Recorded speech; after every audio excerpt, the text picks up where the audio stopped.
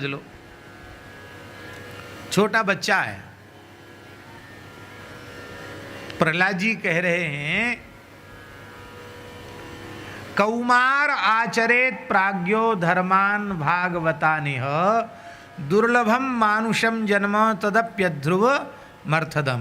प्रहलाद जी महाराज कह रहे हैं अब कोई भक्त माता पिता हैं और भक्त माता पिता की इच्छा है कि हमारा बालक हमारी बालिका 5 वर्ष से ही भजन में लग जाए, ध्रुव प्रहलाद जैसे, ये ध्रुव प्रहलाद के मार्ग पद चिन्हों पर चले, ऐसी उसकी इच्छा है।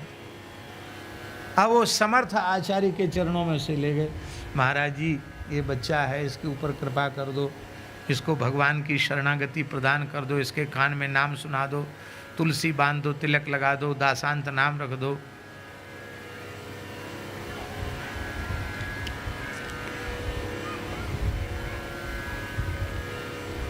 इसको शिष्य बना लो। अब तो बेचारा ठीक से बोलना भी नहीं जानता और उसको कुछ पता ही नहीं, ज्ञान क्या है, भक्ति क्या है, वैराग्य क्या है, शरणागति क्या है, भगवान की प्राप्ति को कुछ नहीं जानता। वो मैया बाप को जानता, माता पिता ने कह दिया कि तुम कंठी ले लो, ब्रह्म संबंध ले लो, शरणागति ले लिया उसने। अब महाराज जैसा आचार्य ने कहा वैसा उसने उच्चारण कर दिया। जो उच्चारण किया हुआ वाक्य है शरणागति का, उसका अर्थ उसको मालूम नहीं है, पर शरणागति जो आचार्य करा रहे हैं उनको तो मालूम है कि नहीं। अब उन्होंने कहा बेटा ऐसा ऐसा बोलो, बोलो बेटा सर्वधर्मान, बेटा बालक बोला सर्वधर्मान परित्यज्य परित्यज्य माम एकम शरणं व्रज अहं त्वा सर्व पापेभ्यो ले अहं त्वा सर्व पापेभ्यो मोक्षयिष्यामि च श्री कृष्ण शरणं मम, बोलो श्री कृष्ण शरणं मम, बोलो श्री कृष्ण तवास्मि, बोलो हरिशरणम हरिशरण, बोल दिया। अब बच्चे ने बोल दिया, दोहरा दिया।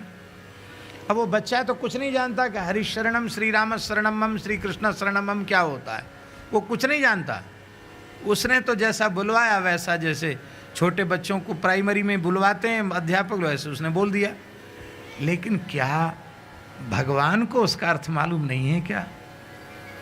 बच्चा तो नहीं जानता है, क्या सर्वज्ञ भगवान भी नहीं जानते हैं क्या?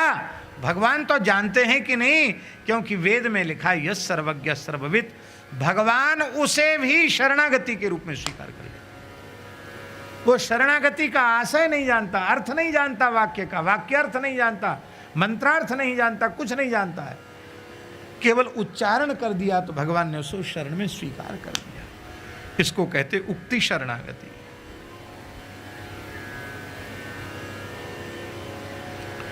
बोलो भक्तवत्सल भगवान की जय। एक उदाहरण हम दे रहे हैं इसके ऊपर।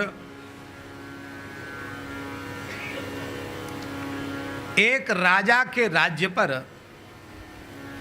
दूसरे शत्रु राजा ने चढ़ाई की। बहुत ध्यान देके सुने। भयंकर युद्ध हुआ। उस युद्ध में जिस राजा ने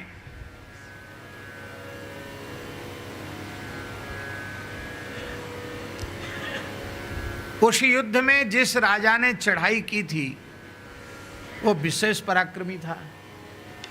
तो उस पराक्रमी नरेश ने क्या किया कि उस जिस राजा के ऊपर चढ़ाई की थी उसकी सेना को भी पराजित बंदी बना लिया और नगर पर अधिकार कर लिया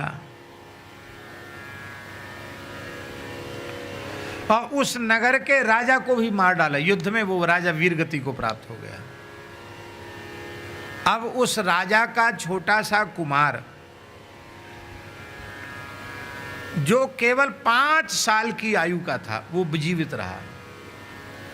अब उस बच्चे का लालन पालन करने वाली जो उसकी धाय थी, धात्री, उस धात्री ने सोचा कि इस बच्चे की प्राण रक्षा कैसे की जाए, क्योंकि ये शत्रु राजा है, ये इस राजा को मार दिया तो उसके पुत्र को भी ये मारना चाहेगा, क्योंकि ये रहेगा तो कहीं ऐसा न हो कि प्रजा इसके पक्ष में आ जाए और हमारे राज्य पर कोई संकट आ जाए। तो वो राजा चाहेगा कि इस बच्चे को वो मार दे, वो निष्कंटक हो जाए। तो इस बच्चे के प्राणों पर तो संकट है।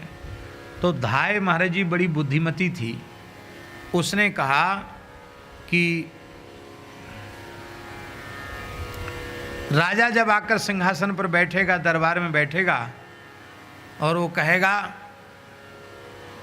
भाई हमने सुना है कि राजा का एक लड़का, जो राजा मर गया युद्ध में, मैंने जिसे मार डाला उसका बालक है, लाओ उसको मेरे सामने प्रस्तुत करो।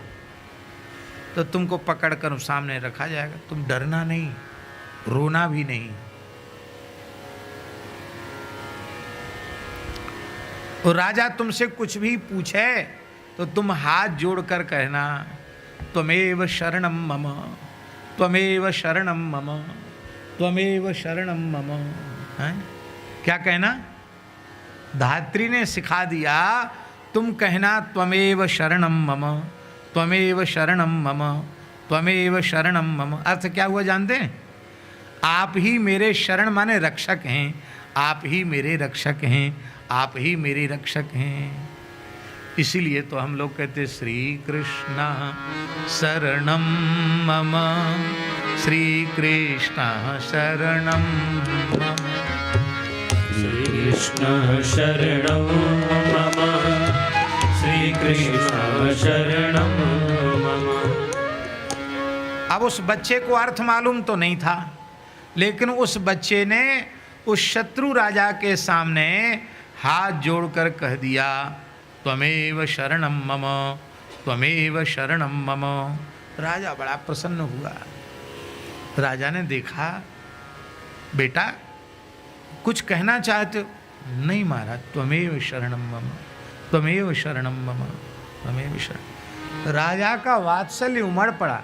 राजा ने उसको गोद में बिठा लिया और बोले तुमने इतने भरे दरबार में कह दिया कि मैं तुम्हारी शरण में हूं और तुम ही मेरे रक्षक हो, तो कोई बात नहीं, तुम्हारा पिता वीर गति को प्राप्त हुआ, मैं तुम्हारा पिता हूं,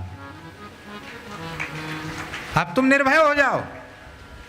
और उस राजा ने ब्राह्मणों को, मंत्रियों को बुलाकर अपना तो राजा के पद पर अभिषेक कराया, और उस बच्चे को गोद में बिठाया था, उसको कहा इसको युवराज पद पर अभिषिक्त कर दो।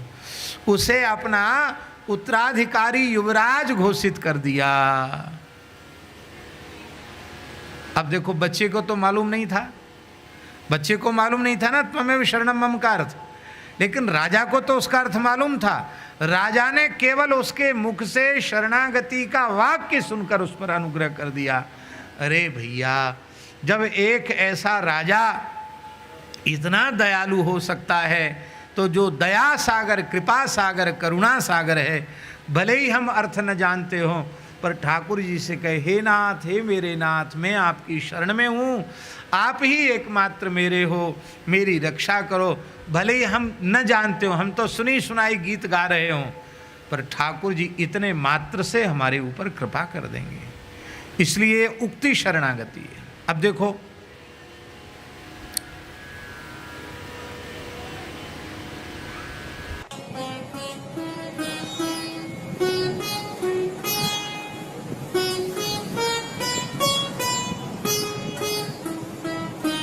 श्री सीताराम प्रतिदिन सत्संग एवं दर्शन के लिए श्री महाराज जी के ऑफिशियल चैनल को जरूर सब्सक्राइब करें।